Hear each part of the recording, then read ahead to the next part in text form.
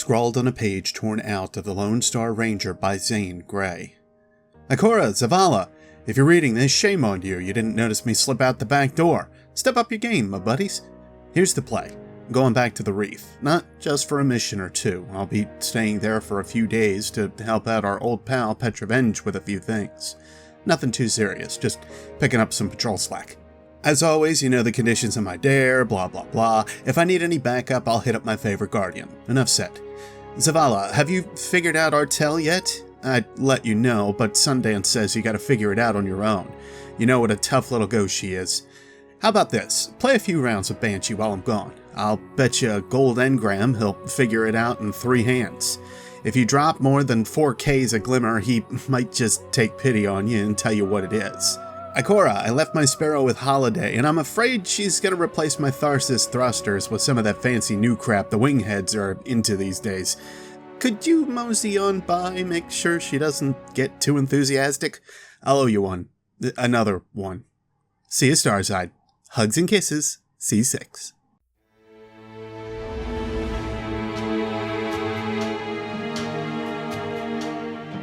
Hey everybody, it's your buddy Beard Grizzly. The long-fated moment is about here. Cayde is going off to see Petra about a few patrols, and things might not go so well. If you've seen any of the spoiler chat, well, you know what's going on. You know what's about to happen. That said, I wanted to look into the life of Cayde-6, but in particular, I wanted to look into a few often not referenced pieces of lore, though I guess I don't know how often they're really referenced. I don't see them referenced enough. It's more what I should say. Cayde has been an integral part of the Vanguard and really of our time with Destiny since it all began. He's an important member of the story, and though things look bleak, I have a feeling he'll still be around. Maybe not in person, but at least in spirit. Who knows how many more stashes he has laying around in the wild. We might be able to find some more mementos, and though we may not be able to hand them in to him, we can always keep them for ourselves as mementos of him. Anyway, before we get into things, I wanted to highlight a few of my favorite voice lines from the Hunter Vanguard from over the years. Note, I said a few. Cayde has countless fun lines and quips. His sarcasm is also just wonderful. Okay. How about an unsanctioned op, using modified stealth tech, to infiltrate a dreadnought above Saturn's rings, so we can knock out its weapons, create a transmat zone, and send in the cavalry? How about test flight? It'll be waiting for you when you're ready. Me? Oh, I'm not flying that thing. Cayde? What have you... Stop. Look. Long story, and it may look like I don't know what I'm doing, but I do. Okay, maybe not. Doesn't matter. Killing the power source at the origin point should break the loop and get me out of the portal system. Have you got that? Say you've got it. Say something! Fine, I'll say it. We got it, Cayde. Now, how did you... Oh, my cotton socks! Did you not hear what I just said? Our Guardian got a good look on Phobos. Whatever it was, it turned Cabal against Cabal, wiped out their base in minutes. How long would we last? Until we understand what we're dealing with. They are taken. Eris, get your rock off my map. Obviously, there are many more voice lines that Cayde has, and he's a major part of the story, so he's bound to have plenty more. I'm not going to continue harping on this, but I wanted to at least give a little bit of a send-off to him before we get too far into today's topic. I know that I'm not alone with how I feel about what's about to happen. I'd love to hear your personal favorite lines down below as well. I've got a lot of things to ask you guys throughout the video, actually, but that's a big one. Let's remember together. Anyway, let's move on. What's seldom known of Cayde-6 from those I talked to lately is his past. Some of the elements that exist within the Taken King's Collector's Edition journal entitled Treasure Island, and also the newer journal entries Cayde may leave within his stashes from time to time. There were a lot of those, by the by, more than I can recall before I started digging into them. Still, these listings and writings give us hints to Cayde himself. Some may know the background of Cayde, how he caused some nasty damage to a Clovis Bray ship that seemingly cost the company a fortune. This led to debt piling up for Cayde, since apparently he was supposed to pay his damages back that he caused. This made it seem like he was more of a mercenary than a hired hand for Clovis Bray, and after being given the bill, tucked away within was a letter that said, "Do you want to wipe it all away? Do you want to forgive every debt you've had?" Well, it didn't say that exactly, but it was the message that Clovis had sent to Cayde. At least, so it seems this was the case. This actually leads us to some of the journal scraps from Cayde, and we may very well read most of them today, if not all of them. So let's get to it. So there you have it, Ace. That's why I did what I did. I had no choice, really. It was that or the great beyond. Just know your dad did what he had to if I ever wanted to see you and your mother again. You probably won't recognize me, since I'll be, well, a robot and all, but I'll find you. I promise. These entries can be broken down into a few different time periods. There's pre-Exo Cayde, post-Exo but pre-collapse Cayde, then post-collapse and pre-Vanguard Cayde, and finally, current-day Cayde. Throughout these entries, Cayde talks about his family, of Ace and his wife, and it's a nice tie back to what he still holds dear to him, even if they may be dead and gone, thanks to the collapse. I'm getting ahead of myself. What can I say? I was just in too deep, Ace. I had to do something, for your sake, above all. I had lost any hope of cashing in, and to be honest, that big payday wasn't coming, not with the jobs I was finding, so when I got word of what was going on out there.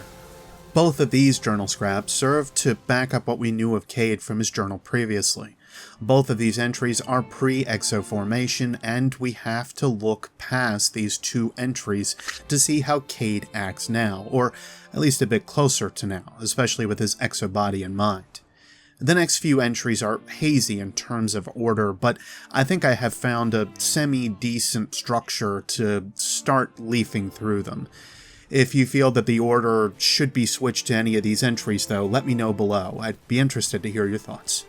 Couldn't tell you what it was, Ace, but it was trying to seize control of me, like I was nothing but circuits and steel. Didn't know who it was messing with. I guess the moral of this story is never fall asleep near anything marked with that symbol. The reason I feel this is a good entry to show his Exo transformation has happened is due to the line, "I was nothing but circuits and steel." There's also reason, as we go along, why I feel this is the first entry post-Exo, but the question is what had interfaced with Cayde to make him feel that way? Was it a Vex that had grabbed hold of him? This would certainly regard back to a few scannables out in the wild about Exos interfacing with the Vex, or why they would allow for it to even happen. It could be Cayde was the reason all along, or simply Exos in general. Our way of joining the collective peacefully, perhaps. I think this conflux reacted to your exo body, and then it burned out. Is there some connection between the exos and the Vex? That can't be. Don't touch that thing. It looks like this access point has been modified to allow exos to interface with the Vex network. Let's just leave it alone for now. Perhaps it was the Vex's way of trying a peaceful takeover and initiated that first, and then a hostile one after it was found that we had free will enough to do as we pleased. Well, that's dipping into the Vex now, which doesn't have much to do with Cayde. I mean, aside from the whole Cayde working with Ishtar Collective thing. Still, getting ahead of myself, and the Vex connection is somewhat speculatory anyway. I'll get to why here shortly enough. This has been fun, I guess, but I'll be gone tomorrow. I have been what they call compromised, which is funny because I feel fine. Could use a few upgrades, but what Exo couldn't? But compromised means they are going inside my brain to wipe it from my memory. Met an interesting fellow Exo who leaves letters like this in caches, so whatever she gets saddled with next, she might come across one and take a trip down Lost Memory Lane. Ace, know that when I find you, I will never let them find me. Following the last entry, it makes sense that this would be the next in order. We see that Cayde needs to be reset for some reason, and the least cynical in my mind would be thanks to him being overtaken by this other being. With compromised, in quotes, however, this could mean any several number of things, and it sets my mind all over the place. For instance, we know that Clovis Bray is the creators of the Exo, or at least largely in part to them being formed. Could it be that Cayde saw something he shouldn't have, and they want to keep that information away from the masses? Well, we might get our answer here a bit later. The second part of this, however, about him meeting this mysterious Exo, keep that in the back of your mind for something else. This entry really does get my brain going. But let's move on. This Ishtar gig is pretty wild, even for a lughead like me. Get it, Ace? Lughead? Come on, I'm trying. I'll get some better jokes, I promise. I knew I was here to secure some top-secret thing in the jungle, but I saw it today.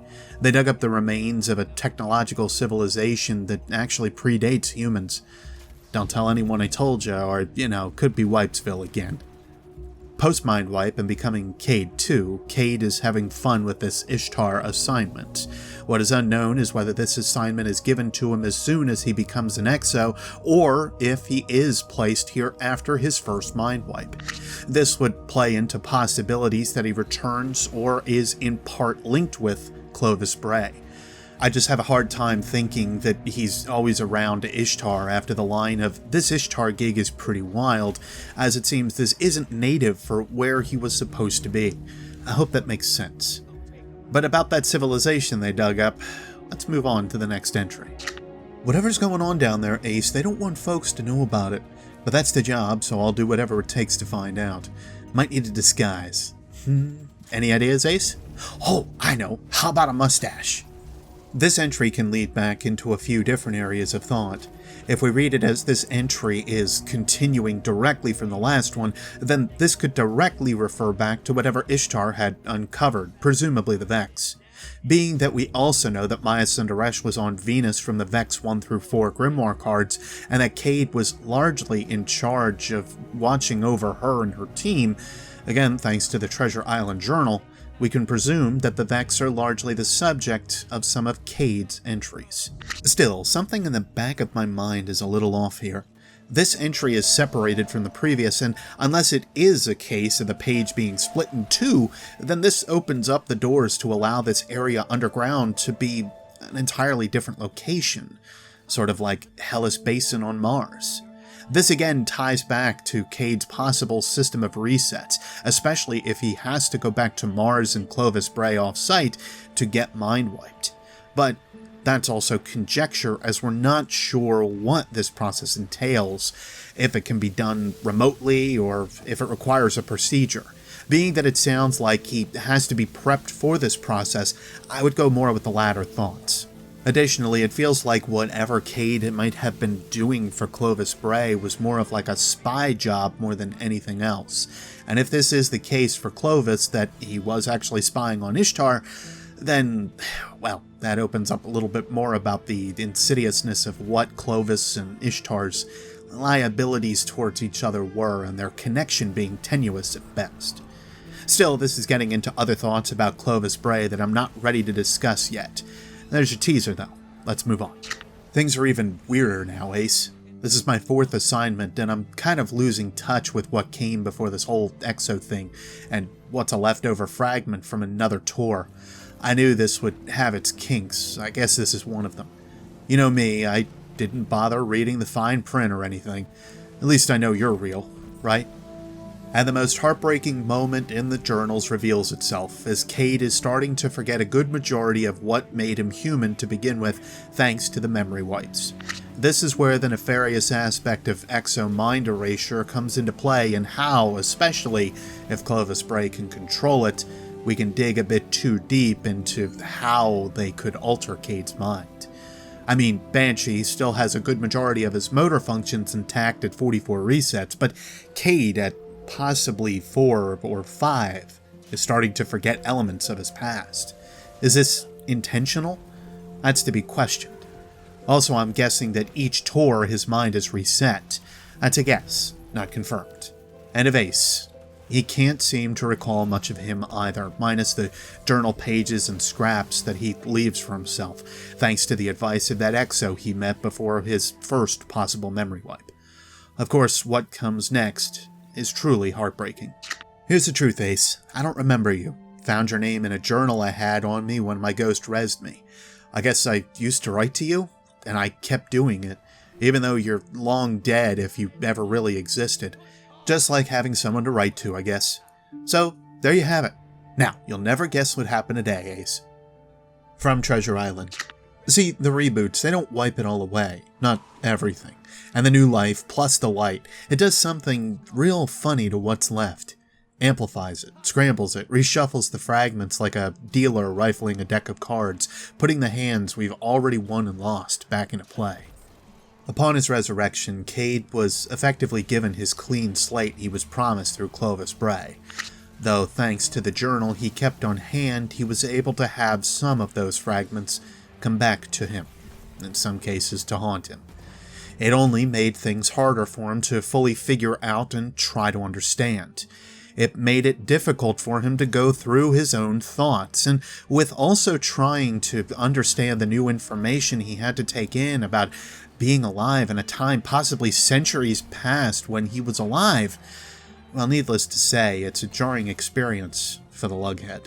Still, Cayde detached himself to the role rather quickly. What can I say, Ace? You should have seen me. I got each and every one of them out of there. That gang of fallen raiders, gone, courtesy of yours truly. I can get used to this superhero stuff. Even got a few big wet ones from these really cute twins. Do not tell your mother.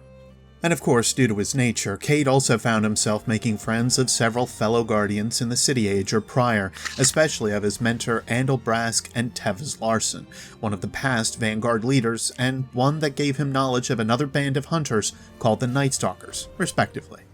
But still, Cayde lost the infamous Vanguard dare, and so he was to be confined to the tower for Vanguard duty, a most sullen fate for any hunter.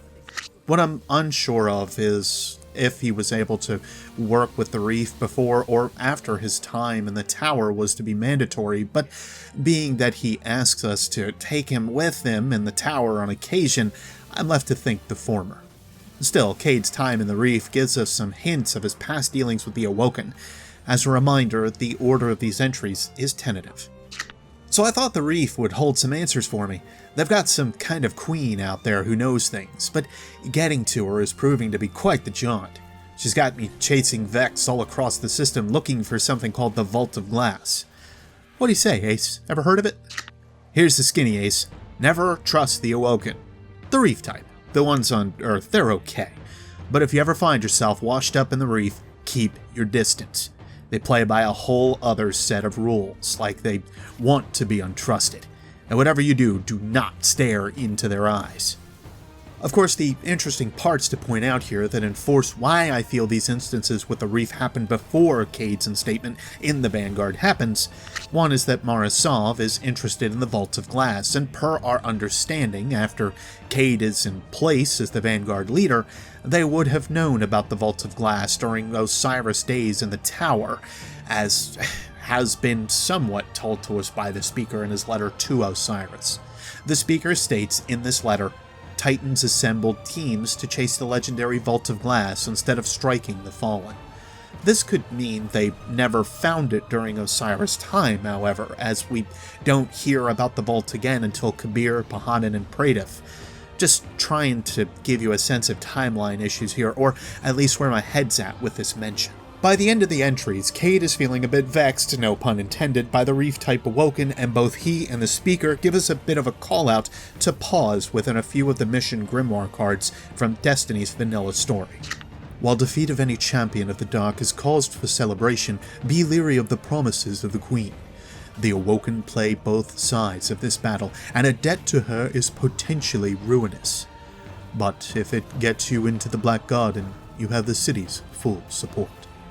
The Speaker. The Vex have us all worried. Terrible things are stirring beneath Venus, but what you've discovered gives us hope that we can stop them. Just be careful when you make deals with the Awoken, would you? The Queen always collects. Cayde-6. There are plenty of other reasons to mark the Awoken as a bit caustic and problematic to the city, but I wanted to highlight that we've had warnings for years now. Still, we pursued the tenuous relationship knowing the risks. Granted, perhaps others did that for us. Well, another time. We have 2 entries left, and both of them seem to deal with a great length of time from Cayde's previous entries. You'll see why in a moment. So here I am again, back in the EDZ. I know, I said I would leave the shard alone, but there's something about it. I'm not the type that goes fishing for answers, but it feels like this place holds them, like the traveler's trying to tell us something. What am I talking about? It's probably just all those arc storms messing with my insides. I feel that this entry is meant to be after Cayde loses his light. It of course falls in place with what we already know about the dream that we experience, and it seems that others have also sort of felt those dreams' effects, even if they didn't see it exactly. It would be poetic to not only have Ikora go to the shard for answers, but for Cayde to do the same thing, searching for a means to get his light back and be the hero he wants to be. Or really, just the protector that he's always been in his nature, defined by his affection for Ace and still thinking that his wife, even if he has no idea who they are at this point in time, are alive. Well, I'm sad now. One more entry. I've tried everything, Ace.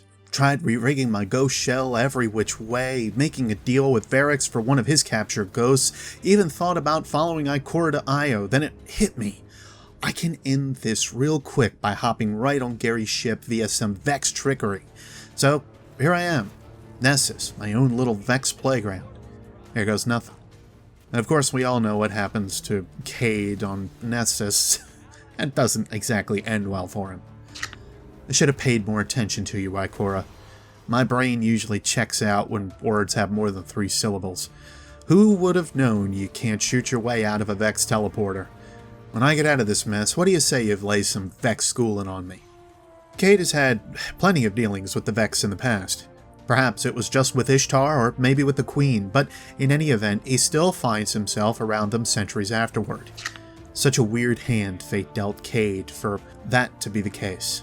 Still, I think the conversation between Cayde and Failsafe drives my point home perfectly, about everything and all of the summation that I could think of when it comes down to these entries. So that's it for now, Ace. I don't think I'm going to get out of this one. Not the most heroic way to go out for your old dad, I'll admit, but shoot, gotta start over. How long was that one, Failsafe? 236 seconds since the last teleportation. You never told me that Ace was your son. How wonderful. And super sad. That's the theory. I saw the name in a journal in my pocket when my ghost first rezzed me. Seemed as likely as anything else. So you don't even know if your son truly exists? That's super duper sad. Nope, but you don't know what happened to your crew. Does it change how you feel about them? Not at all, but they're still dead. There you go. Now do me a favor and start recording again, will ya? Not sure how— Cayde unit, I have great news. A ship similar to yours has entered the gravitational radius of this planetoid. What? Oh, right. Uh-oh. Listen, the next teleport's about to happen. Don't tell them that I got in over my head, okay? Tell them it was some kind of Vex trap or something. Got it? Fail safe? Most of us, or I'll assume all of us, know what happens from here. We recover Cayde, we take him back to the tower, we get his help with the Vex teleporter, and we save the city once again. Ikora has her time in the sun, quite literally with Osiris and ourselves on Mercury. Zavala has his time with the deserter named Anna Bray on Mars, waking up Rasputin. Cayde. His legend and time with us isn't written out entirely just yet. But most of us know it will be the moments with Cayde that will be buried in our brain the hardest of all the events that we've experienced over the past year. Cayde's story is one of grief, sacrifice, strife, and hardship. It's also one filled with good people, fun and games, and a drive to do good, even through the worst of it. His mentor, Andal Brask, is gone. His friend, Tevis Larson, is gone. Who knows how many of his friends he lost when we lost our light. Hunters always put themselves in the toughest of places, and Cayde seemed to emphasize that more than many others did. Almost like he wanted to carry the burden on his own shoulders before passing it to others and having them take on the burden themselves. As a character within fiction, Cayde's story will leave a permanent impression in my mind. It's one that pushes me to continue to drive ever forward in a world that may not exactly always be bright and beautiful, even if we want it to be. There will be hardship. there will be strife. But it's those moments that you take action and jump at an opportunity when you see it makes all the difference. And sometimes, it's a leap of faith. Cayde, you'll be missed. Still, I have something else that needs to be discussed when it comes to the Hunter Vanguard. I've already talked about them a bit inside of this lengthy look into Cayde's life. Quite often, I might add. Something doesn't sit right with me about Ace. But we've already gone long enough. I hope this video has done enough to act as a send-off to Cayde and to give you a bit more appreciation of this character. There's a smile and a laugh on his face, but inside, he's filled with pain. I think the saddest people always try their hardest to make people happy, because they know what it's like to feel absolutely worthless, and they don't want anybody else to feel like that. Robin Williams. Thank you for watching, Guardians. I'll see you next space time. Take care.